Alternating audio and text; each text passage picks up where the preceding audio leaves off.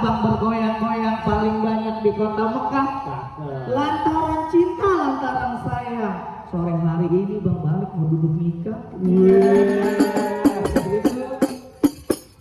Pak, emang ini calon mantu Pak? Aduh, emang bener bang, katanya begitu Pak ya.